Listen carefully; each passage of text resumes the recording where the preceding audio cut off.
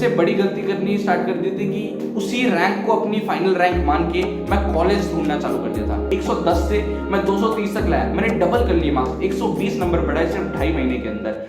तो यार पार्ट 1 में मैंने तुम्हें बताया कि मेरे 2 साल की आईआईटी प्रिपरेशन की स्टोरी, मेरे 2 साल के स्ट्रगल की स्टोरी। लेकिन मुझे क्या पता था यार कि असली स्ट्रगल है वो मेरा फर्स्ट जेईई मेंस के अटेम्प्ट देने के बाद स्टार्ट होगा। असली मेरा जो पेशेंस चेक है वो फर्स्ट अटेम्प्ट के रिजल्ट के बाद स्टार्ट होगा।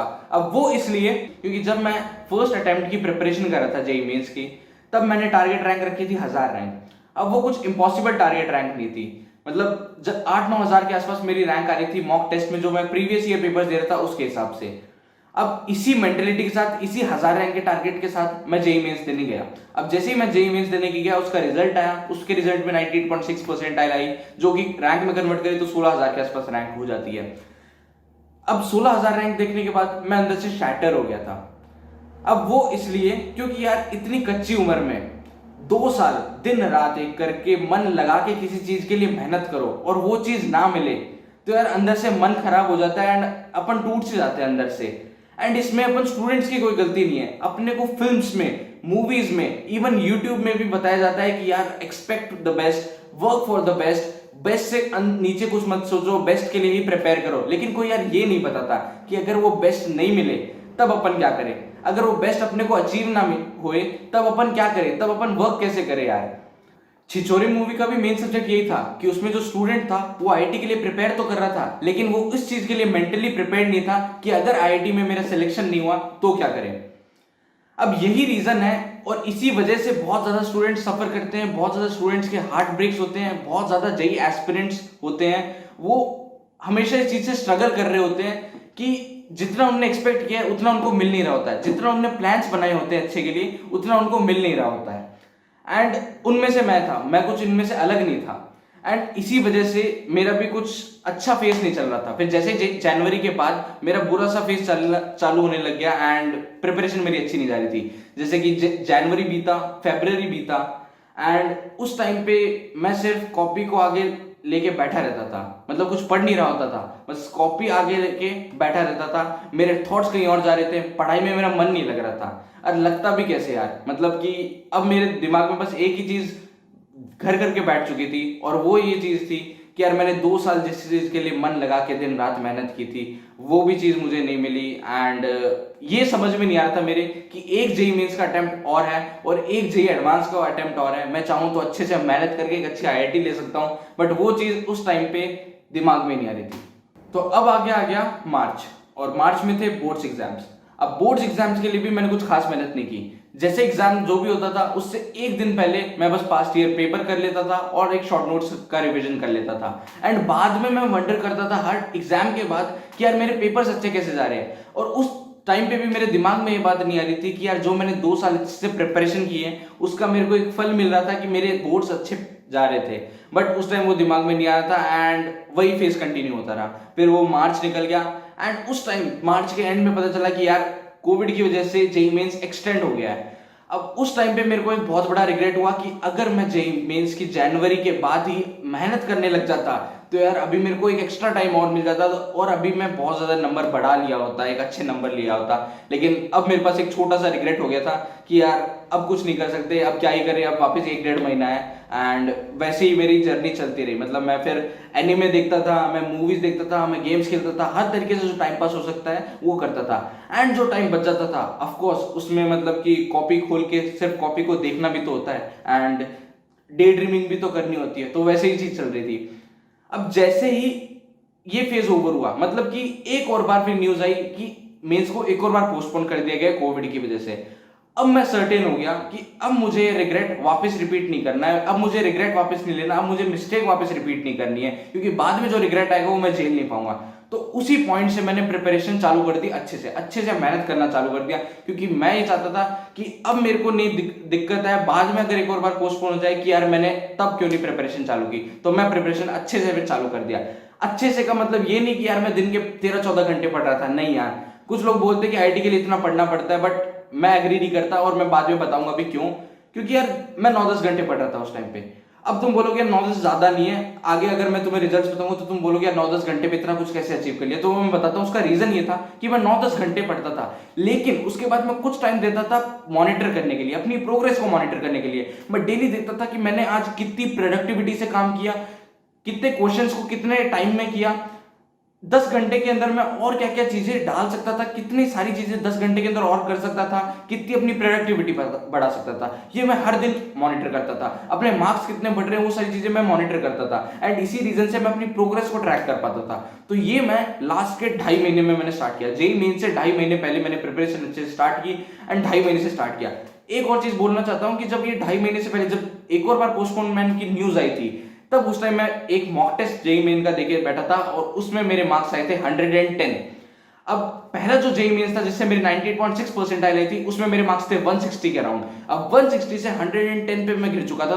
तो ये भी एक मेरे बहुत बड़ा शौक था, यानी कि प्रिपरेशंस दूसरी बार स्टार्ट करने से पहले मेरे पास एक अच्छा खासा शौक था, मेरे पास एक अच्छा खासा रीजन था डिप्रेस होने का कि यार 50 नंबर गिर चुके हैं मेरे। लेकिन फिर भी मैंने सोचा कि नहीं यार, एक ट्राई देना बनता है, एक आखिरी ट्राई देना बनता है ताकि अपन रिग्रेट में ना रहे। तो मैंने एक अच्छे से मेहनत करना स्टार्ट किया, मतलब 50 नंबर गिरने के बाद भी मैंने अच्छे से मेहनत किया। शुरुआत का आधा 1 महीना तो वो 50 नंबर को रिकवर करने में लग गया यार। 110 पे 160 जो मेरा शुरुआत का इनिशियल लेवल था उसमें लग गया। फिर बचा लास्ट के 1.5-2 महीने। उन 1.5-2 महीने में भी मैं वैसे ही करता रहा। मतलब कि एक चीज मैंने समझ ली थी कि यार कंसिस्टेंसी सबसे ज्यादा इंपॉर्टेंट है, जो मेरी 4-5 महीने से ब्रेक हो चुकी थी। अब मुझे वो कंसिस्टेंसी चाहिए थी, तो मैं एग्जैक्टली 8-9-10 घंटे 2.5 महीने तक लगातार करता गया। अब जैसे ही मैं लास्ट के 1.5 महीने में पहुंचा, तब मैं जेईई मेंस के जनवरी लेवल से ऊपर उठने की कोशिश कर रहा था। अब ऐसा नहीं कि मेरी ग्रोथ लीनियर ऊपर जा रही थी कि मैं हमेशा इंप्रूव ही करता जाता, ऐसे हमेशा पॉइंट्स मिल रहे थे मेरे को जब मेरे को लग रहा था कि यार मैं मेहनत कर रहा हूं लेकिन मेरी इंप्रूवमेंट नहीं हो रही मार्क्स में। एंड आई एम श्योर कि तुमने भी रियलाइज किया होगा कि बहुत टाइम होता है कि जब अपन मेहनत करते रहते हैं लेकिन मार्क्स इंप्रूव नहीं होते।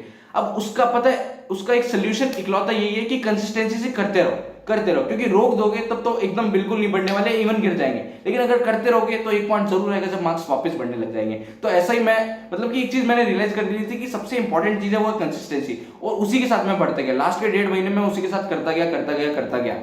एक और चीज कहना चाहूंगा कि जैसे ही मेरा जेईई मेंस का रिजल्ट आ गया था ना, तब मैंने सबसे बड़ी गलती करनी स्टार्ट कर दी थी कि उसी रैंक को अपनी फाइनल रैंक मान के मैं कॉलेज ढूंढना चालू कर दिया था। जितने भी एनआईटीज मिल रहे हैं, जो भी ठीक ठाक एनआईटी में ठीक ठाक ब्रांच वगैरह मिल रही है, वो मैं देख के चालू कर देता हूँ। उसको अपनी एनआईटी, उसको अपना कॉलेज मान के वही एक्सेप्ट कर लिया था मैंने। मैं ये नहीं देख रहा था कि आगे 2 अटेम्प्ट बचे, एक मेंस का एक एडवांस का, बट उसको एक्सेप्ट कर लिया था। अब ये लास्ट के 1.5 महीना बचा था। लास्ट के 1.5 महीने में मेहनत भी कर रहा था, अपनी प्रोग्रेस रिकॉर्ड कर रहा था। एक चीज मेरे दिमाग में था कि वापस वो गलतियां नहीं दोहरानी जो मैंने फर्स्ट मेंस के अटेम्प्ट में करी थी। एंड वही रीजन था कि एंड में जाते जाते मैंने 2 गलतियां नहीं करी। पहली गलती थी कि वापस उन्हीं यूट्यूबर्स को देखना जो बताते कि यार इतने कम मार्क्स में इतनी अच्छी परसेंटाइल आ जाएगी, इतना तुम कर सकते हो, मतलब कि लाइक्स व्यूज के चक्कर में ये सारी चीजें, गलत चीजें बताना। सेकेंड चीज मैंने नहीं की थी कि पोस्टपोनमेंट के लिए ज्यादा यूट्यूब पे करना कि यार यूट्यूब पे लोगों को प्रोवोक करना कि यार पोस्टपोन कराओ। ये सारी चीजें मैं कर रहा था, लेकिन इतने अच्छे खासे लेवल पे नहीं कर रहा था। मैं अपने फ्री टाइम में कर रहा था। मैं प्रिपरेशन यही मान के चल रहा था कि पोस्टपोन नहीं होने वाला है अब आगे एग्जाम। बहुत ज्यादा स्टूडेंट्स रिलैक्स हो गए थे कि यार अब तो पोस्टपोन ही हो जाएगा कोविड के चक्कर में, लेकिन मैंने ये सब कुछ सीन नहीं माना था। मैं अच्छे से प्रिपेयर करता गया था और वही रीजन है, उसकी वजह से मेरे को फायदा भी मिला था। अब इसी मेंटेलिटी के साथ, ये सारी मिस्टेक्स से बचते हुए मैं दूसरा मेंस देने गया। दूसरा मेंस देने के बाद वो मेंस अच्छा भी गया, एंड मतलब कि मुझे पता था कि मैंने जेईई मेंस की जनवरी था उससे अच्छा परफॉर्म किया है। लेकिन एक मेरे दिमाग में छोटा सा डर था कि जो स्टूडेंट्स जनवरी में दिए थे उनने भी तो यार इस टाइम भी इंप्रूव किया होगा, उनने भी तो मार्क्स इंप्रूव किए होंगे। एंड वो डर मेरे को ये था कि अगर उनने ज्यादा मार्क्स इंप्रूव कर लिए होंगे तो मेरी जो रैंक है वो ऊपर नहीं जाने वाली, वो नीचे ही जाने वाली है। क्योंकि अगर उनने ज्यादा इंप्रूवमेंट कर लिया मेरे से इंप्रूवमेंट से ज्यादा, तो उनकी रैंक ज्यादा है कि मेरी रैंक वापस नीचे जाएगी। लेकिन इस टाइम मैं मेंटली प्रिपेयर था, इस टाइम कुछ अलग था। और वो चीज थी मेरी मेंटेलिटी। मतलब मेरी मेंटेलिटी इतनी चेंज हो गई थी कि अब मैं प्रिपेयर्ड था कि मेरे को केयर नहीं थी कि मेरी रैंक कितनी नीचे चली जाए। मेरे को फर्क नहीं पड़ रहा था कि ओके अगर 50,000 भी आ जाए 16,000 से, तब भी मैं उसको ग्रेसफुली एक्सेप्ट कर लूंगा, मेरे को कोई उस चीज से इशू नहीं है। एंड वही हुआ, मतलब कि इसी मेंटेलिटी के साथ गया, इसी कॉन्फिडेंस के साथ गया। एंड वही रीजन था कि मेरे जब मेंस गया अच्छा गया, एंड फिर जो रैंक आया, जो रिजल्ट आया वो बहुत अच्छा गया। 99.7 percentile I, 3000 rank I. Of course जो मैंने टारगेट सोचा था 1000 रैंक का वो अभी भी अचीव नहीं हुआ, लेकिन जो 17000 से मैं 3000 तक लेके आया वो भी लास्ट के यार 2.5 महीने के अंदर, वो एक बहुत ही बड़ी बात थी। वो एक बहुत ही बड़ा मेरे लिए सेलिब्रेशन था, क्योंकि 110 से मैं 230 तक लाया, मैंने डबल कर लिया मार्क्स, 120 नंबर बढ़ाए सिर्फ 2.5 महीने के अंदर। एंड वो एक बहुत ही बड़ी अकम्पलिशमेंट थी, जो मैंने शुरुआत में अज्यूम किया था कि यार लास्ट में भी अगर मेहनत करूं तब भी बहुत कुछ हो सकता है, लास्ट में भी अगर मैं मेहनत करूं तब भी मैं आईआईटी में निकाल सकता हूं। लास्ट के भी जो 2.5 महीने बचे हैं अब भी मेहनत करूं, भले मैंने 5 महीने बर्बाद कर दिए, लेकिन अभी भी मैं अच्छे से मेहनत करूं तब भी मैं कर सकता हूं। वो असम्पशन ट्रू प्रूव हो गया था। और ये बात मैं सबको बोलना चाहता हूं कि अभी तुम किस लेवल पे हो यार, किसी भी लेवल पे हो, 2.5-3 महीने अच्छे से मेहनत करके लेजर शार्प फोकस एकदम अच्छे से मेहनत करोगे तो यार डेफिनेटली तुम अच्छे खासे नंबर बढ़ा सकते हो। 120 आराम से बढ़ा सकते हो यार, मैंने बढ़ा रखे, मैं तुम्हें प्रूफ दे रहा हूं। 120 से 230 तक है, सॉरी 110 से 230 तक किया, तो 120 नंबर बढ़ाया यार मैंने, तो तुम भी बढ़ा सकते हो, कोई भी बंदा बढ़ा सकता है, कोई भी बंदा 90 परसेंटाइल से ऊपर ला सकता है, अगर तुमने ये चीज डिसाइड कर लियो, ये चीज ठान लियो कि मैं करने वाला हूं। अब आ गया था मेरा 3000 रैंक और रिजल्ट आ गया था। अब मैं खुश था क्योंकि मेरी एक्सपेक्टेशन से अच्छा आया था। जो 17000 थी, 16-17 रैंक थी, उससे बहुत ज्यादा मैंने इंप्रूव किया था। अब उसके बाद मैंने बहुत ज्यादा गलतियां की। वो गलतियों में से सबसे पहली गलती थी कि मैंने YouTube चैनल खोल लिया। ये जो YouTube चैनल है मैंने उसी टाइम पे खोल लिया था एंड इस पे मैं कंटेंट अपलोड करने लग गया था, तो इसमें मेरा टाइम जा रहा था। सेकंड मैंने गलती की कि वो रैंक से खुश होकर मैं अपने दोस्तों से टाइम पास करने लग गया कि ओके और बता कैसे वगैरह टाइम पास वगैरह, जेईई एडवांस की प्रिपरेशन नहीं की। तीसरी मैंने गलती की और वो गलती मैंने वापस रिपीट की जो मैंने फर्स्ट मेंस में की थी, और वो थी कि जो रैंक आई है उसको एक्सेप्ट करके एनआईटीज वगैरह ढूंढने लग गया। मैं ये देखने लगा कि इतनी अच्छी एनआईटी में इतनी अच्छी ब्रांच मिल रही है वगैरह वगैरह। बिल्कुल नहीं करना चाहिए था। उस टाइम पे मेरे दिमाग में ये चीज नहीं आ रही थी कि यार आईआईटी के लिए क्यों ना प्रिपेयर करो, 3000 रैंक है उसको इंप्रूव करके एक अच्छी आईआईटी लो, बट वो चीज दिमाग में नहीं आ रही थी। मैं कॉलेज वगैरह देखने लग गया था। अब इसी चलते चलते मेरी प्रिपरेशन ऐसी गई वो 20 दिन की जेईई एडवांस से पहले, और जेईई एडवांस पे मैंने बस इतना प्रिपेयर कर पाया कि नोट्स वगैरह पढ़ के चला गया। एंड यही रीजन था कि इन्हीं गलतियों की वजह से मेरी 1000 रैंक नीचे गिर गई, मेरी 4000 रैंक आई। एंड बाद में बिल्कुल मैंने रिग्रेट किया इन 3 गलतियों को। लेकिन अब ये पूरी जेईई प्रिपरेशन से एक दो चीजें समझ में आई। 2 चीजों में से फर्स्ट चीज है कि यार सबसे पहला है कि अगर तुम्हारी एक्सपेक्टेड रैंक से कम रैंक आ जाए, एक्सपेक्टेड जो भी चीज तुम सोचते हो उससे कम अगर तुम्हें मिले, तो कभी भी अंडर कॉन्फिडेंट नहीं होना है और उस चीज को बिल्कुल छोड़ नहीं देना है, जो मैंने फर्स्ट मेंस पे किया था। एंड सेकंड चीज है, अगर तुम्हारी एक्सपेक्टेड रैंक, एक्सपेक्टेड जो चीज तुम चाहते हो उससे अगर तुम्हें अच्छा मिल जाए, तो ओवर कॉन्फिडेंट होकर भी उस चीज को लाइटली नहीं लेना है, जो मैंने सेकंड मेंस के बाद किया था एंड जिसका भी मेरे को फल मिला था 1000 रैंक डाउन होने का।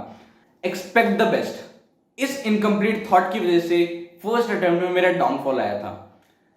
अब ये थॉट कंप्लीट भी हो चुका है एंड मेरी लाइफ का थंब रूल बन चुका है। कंप्लीट होने के बाद ये बन चुका है, expect the best but be prepared for the worst. यानी कि अपने को सबसे अच्छे से अच्छी रैंक, अपने लिए जो भी अच्छी चीज है, सबसे बेस्ट चीज है, वो सोच के रखनी है, लेकिन साथ में अपने को मेंटली प्रिपेयर्ड होना है अपने वर्स्ट के लिए। क्योंकि बहुत बार ऐसा फ्यूचर में होगा कि जिस तरीके से अपन ने सोच रखा है कि फ्यूचर में चीजें चलेगी, जिस तरीके से अपन ने प्लान कर रखी चीजें, उस तरीके से चीजें नहीं चल रही होगी, तुम्हारे प्लान के एकदम अगेंस्ट चल रही होगी चीजें। एंड उस टाइम पे सबसे ज्यादा काम आएगा वो होगा मेंटली प्रिपेयर्ड रहना उन सारी चीजों के लिए। सबसे important take away JEE aspirants के लिए यही होगा कि खुद पे बिलीव करना नहीं छोड़ना है। क्योंकि अगर तुम खुद पे बिलीव करते रहोगे तो हो सकता है कुछ टाइम बाद फ्यूचर में तुम मेरी जगह बैठे हो और अपने आईआईटी में सिलेक्शन की स्टोरी अपने जूनियर्स को सुना रहे हो।